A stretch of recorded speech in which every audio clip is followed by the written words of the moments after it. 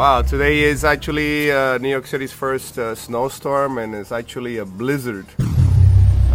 This is the view from my living room window. You can see down there is the street, and there's absolutely silence. Nobody's out tonight. And there's a view of the city. I'm so lucky to have this view. Can't see anything.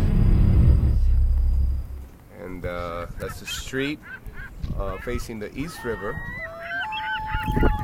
And there's really nothing going on at all. Welcome to New York, first blizzard of the year 2009, going into 2010. Hello? Anybody out there? Oh, there's a car buried in snow. Hello? Anybody out there? Can you hear me?